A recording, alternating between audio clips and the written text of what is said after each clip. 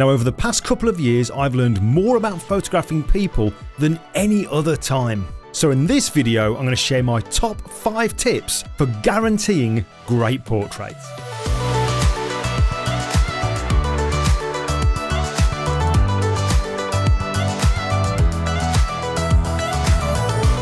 Okay, so let me just quickly explain something. This here is my first ever paid job as a portrait photographer. Now at the time, I was really pleased with it, but looking back now, there's definitely something missing.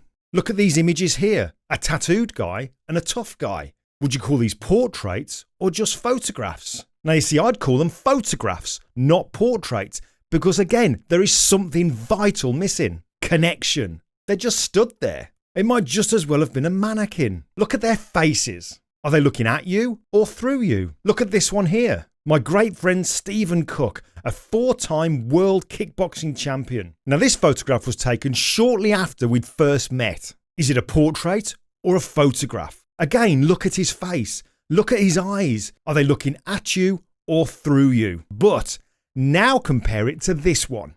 Once we'd got to know each other. Look at the eyes now. Big difference. And that's because there's a connection. So how do we get a connection?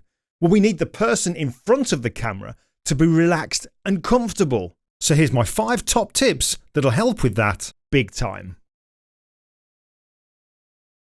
Now I know there are times when a photo shoot is literally minutes long, but this still applies. When I was taking portraits of World War II veterans for my 39 to 45 portraits project, we'd never met before until the day of the photo shoot.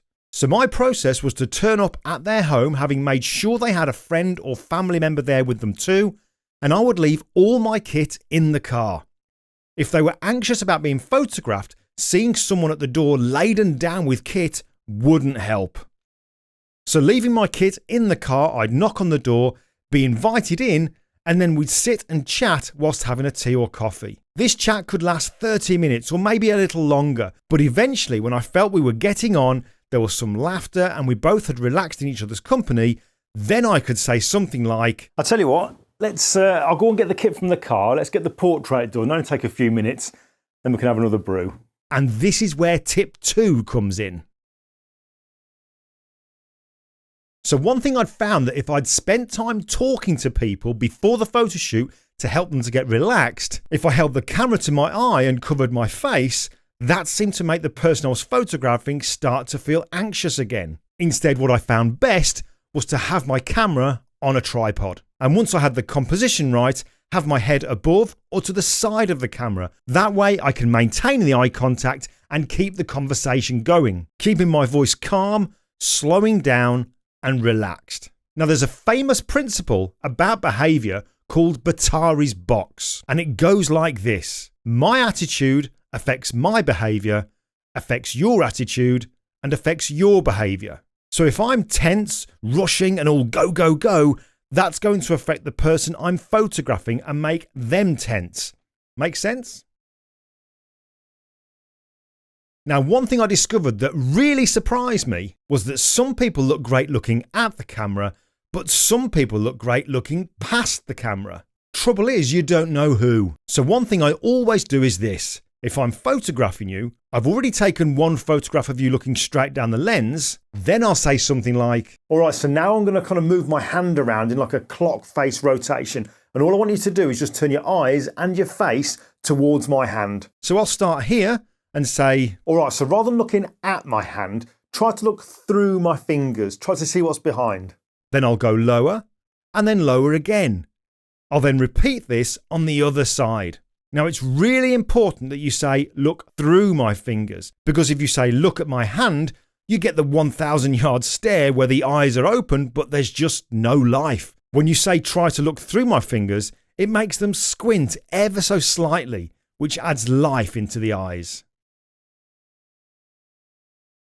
Now, I know lots of photographers that would never show the pictures that they're taking to the person that they're photographing during the photo shoot. They'd never want them to see them until they were edited. But I'm going to suggest you try something different. What I used to do was this. When taking the portraits, I always shoot tethered, and I would stop, get my laptop and turn it to them and say something like, "You look amazing." Now, if you say that to a model, they will love you. But if you say that to somebody in front of the camera who's already feeling conscious of themselves, this will make it even worse. I've never, in all the time I tried that, had somebody agree with me. I'd always get those, "I never like photos of myself" comments. So I stopped doing that. I still stop.